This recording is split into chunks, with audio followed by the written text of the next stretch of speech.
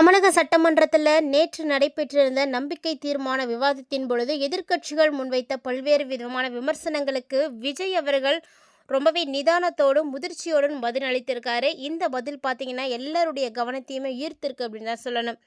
ஆனால் சட்டமன்ற விவாதங்களை பொறுத்த வரைக்கும் அங்கேயே பதிலளித்து பிரச்சனைகளை முடிவுக்கு கொண்டு வருவது தான் புத்திசாலித்தனம். ஆனால் விஜய் அவர்கள் அங்கேயே பதில் கொடுத்து பிரச்சனைக்கு முடிவு கட்டாமல் வீட்டுக்கு போய் அதுக்கப்புறமா அறிக்கையின் வாயிலாக தன்னுடைய கோபத்தை வெளிப்படுத்தியிருக்காரு அப்படின்ற ஒரு செய்தி தற்போது சமூக வலைத்தளங்களில் வலம் வந்துட்டு இருக்கு அப்படின்னே சொல்லணும். இது முதிர்ச்சியற்ற அரசியலுடைய செயல் என HDPI கட்சி தலைவராக இருக்கக்கூடிய முகமது முபராக் விமர்சனம் செய்திருக்காரு. பேரறிஞர் அண்ணாவினுடைய கனிவான போக்கை பின்பற்றுவதாக கூறக்கூடிய முதல்வர் தனிப்பட்ட தாக்குதல்களை தவிர்த்து இன்னுமே பெருந்தன்மையோடு செயல்படணும் அப்படின்னு அவர் வலியுறுத்தியிருக்காருங்க.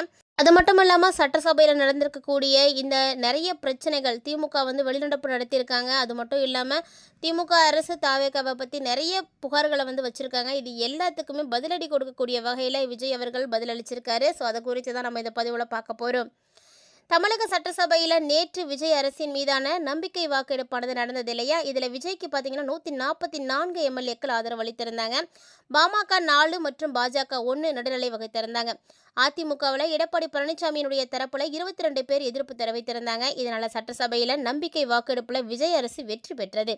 இதுக்கு முன்னாடியே நம்பிக்கை வாக்கெடுப்பு தீர்மானத்தின் பொழுது பேசிய எதிர்க்கட்சி தலைவர் உதயநிதி ஸ்டாலின் விஜயனுடைய அரசை கடுமையாக விமர்சித்திருக்காரு. அவர் பேச பேச சட்டசபையில் இருந்த முதல்வர் விஜய் அப்படியே கேட்டுக்கொண்டுதான் இருந்திருக்காரு.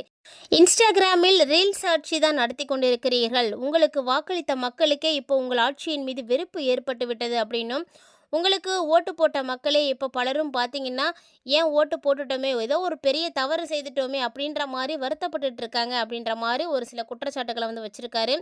ஸோ தமிழ்நாட்டு மக்களுடைய உரிமைக்காக போராடக்கூடிய அரசு அப்படின்னு மக்களில் யாருக்குமே துளி கூட இப்போ நம்பிக்கையே இல்லை அப்படின்னு அவர் சொல்லியிருக்காரு. ஸோ மக்களுடைய அந்த உணர்வை வெளிப்படுத்தக்கூடிய விதமாக தான் இந்த ஓட்டெடுப்பில் கலந்துக்காமல் நாங்கள் வெளிநடப்பு செய்ய போகிறோம். அதனால் பேரவையினுடைய எண்ணிக்கையும் பார்த்தீங்கன்னா கண்டிப்பாக குறைந்து போகும். குறைந்தாலுமே கூட நீங்கள் இந்த விஷயத்தில் வெற்றி பெற தான் போகிறீங்க.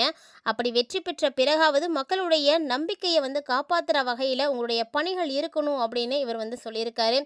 ஸோ இப்படி உதயநிதி ஸ்டாலின் அவர்கள் பேசிட்டு சட்டசபையில் இருந்து எல்லாருமே வெளிவந்திருக்காங்க. ஸோ வெளிநடப்பு செய்த பின்னாடி பார்த்தீங்கன்னா கொஞ்ச நேரம் கழிச்சே பார்த்தீங்கன்னா HDPI முபராக் விஜய் விமர்சனம் செய்திருக்காரு.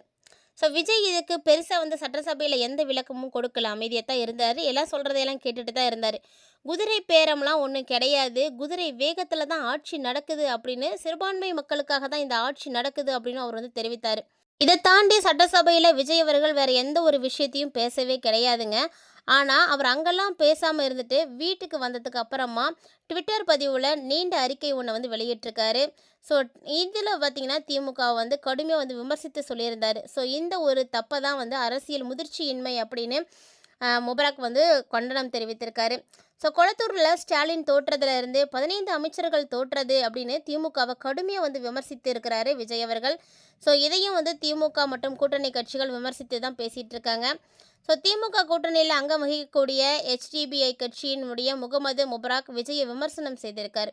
முதிர்ச்சியற்ற அரசியலை விஜய் செய்வதாக அவர் கூறியிருக்காரு.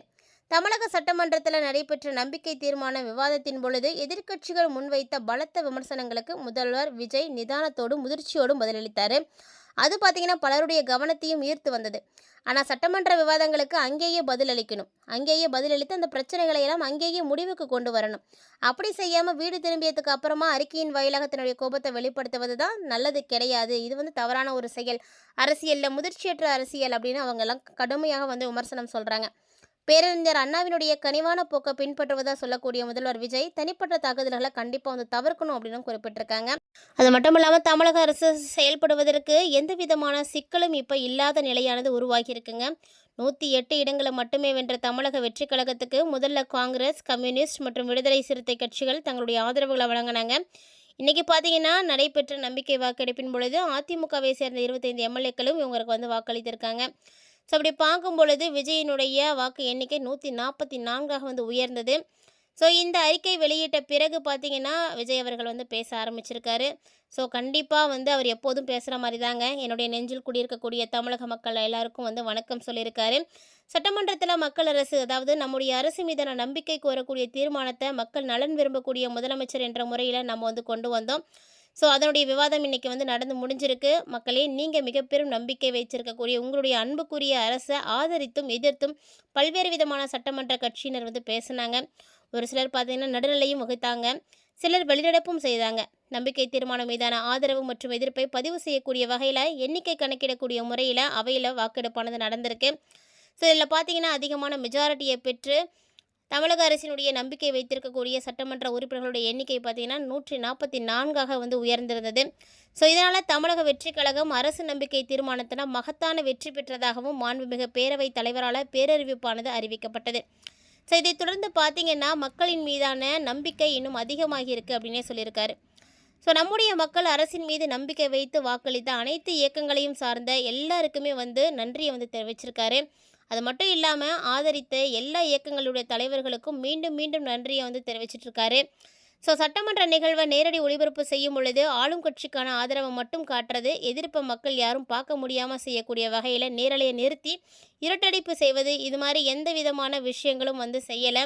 நம்ம எதையும் ஒழிக்கவும் இல்லை, மறைக்கவும் இல்லை, இருந்ததை இருந்தபடியே எல்லாருக்கும் வந்து காட்டியிருக்கோம் அப்படின்னு அவர் வந்து குறிப்பிட்டிருக்காரு. ஸோ என்னதான் திமுக தாவேகாவுக்கு வந்து எதிராக நிறைய விஷயங்கள், நிறைய புள்ளி விவரங்களை சேகரித்து பேசினாலுமே கூட நடந்து முடிந்திருக்கக்கூடிய சட்டசபை தேர்தலில் திமுக தோல்வி அடைந்தது தாங்க. இதுக்கு மேலே ஒன்றுமே பண்ணவே முடியாது. அதாவது தனிப்பட்ட முறையில் திமுகவுடைய வாக்கு சதவீதம் மட்டும் எவ்வளவு தெரியுமா? வெறும் 24.119% மட்டும்தான். அதாவது கூட்டணி இல்லாமல் தனித்து போட்டியிட்ட நம்முடைய தாவேகா பெற்ற வாக்கு சதவீதத்தை விட 10%க்கும் கீழே குறைவு. அதே மாதிரி திமுக தனி கட்சியாக பெற்ற வாக்குகள் 1,19,29,144 மட்டும்தான். ஆனால் தமிழக வெற்றி கழகம் தனித்து நின்று பெற்ற வாக்குகள் எவ்வளவு தெரியுமா? 1,72,26,209 வாக்குகள். திமுகவை விட 52,97,065 வாக்குகள் அதிகமாக இருக்குது. ஏறக்குறைய பார்த்தீங்கன்னா 1/2 கோடிக்கு அதிகமான வாக்குகள் தாவேகா வந்து பெற்றிருக்கு. இப்படி தமிழகத்தினுடைய முக்கால்வாசி மக்களால் நிராகரிக்கப்பட்ட ஒரு கட்சி தான் திமுக. ஸோ அப்படி நீங்கள் நிராகரிக்கப்பட்டிருந்தாலும் 35% வாக்கு, அதாவது மக்களுடைய ஆதரவோட வெற்றி பெற்ற கட்சியை பார்த்து ஏளனமாக வந்து பேசக்கூடாது. அதுக்கான காரணம் என்ன அப்படின்றத மக்களே வந்து புரிஞ்சுப்பாங்க. அவங்களுக்கு தெரியாதா அப்படின்லாம் வந்து சொல்லியிருக்காங்க. ஸோ சொல்லப்போனால் திமுக மக்கள் மீது கடன் சுமையை வந்து ஏற்றி வச்சுட்டு, அதாவது அதோடைய வளர்ச்சிக்காக பெற்ற கடன் அப்படின்னு வெறும் வாய் வார்த்தைகளை வந்து சொல்லிட்டு இருக்காங்க. ஒவ்வொரு குடிமக்கள் மீதும் கடன் இருக்குது. ஒவ்வொரு குடிமகனும் தன்னுடைய தனிப்பட்ட கடனை செலுத்துறதாக ஒரு சில விஷயங்கள் கூட இப்போ வலைதளங்களில் வந்து பரவிட்டே இருக்குது. ஸோ இது மாதிரி நிறைய விஷயங்களை இவங்க வந்து செய்து வச்சுருக்காங்க. இருந்தாலுமே கூட இது எந்த அளவுக்கு வந்து சரியாக இருக்க போகுது அப்படின்னு தெரியல. அடுத்தடுத்து என்ன நிகழப்போகுது அப்படின்ற நிறைய எதிர்பார்ப்புகள் எல்லாருக்குமே எழுந்திருக்குன்னு தான் சொல்லணும். ஸோ இது எல்லாமே என்ன நடக்க போகுதுன்றதை பொறுத்திருந்து பார்க்கலாம்.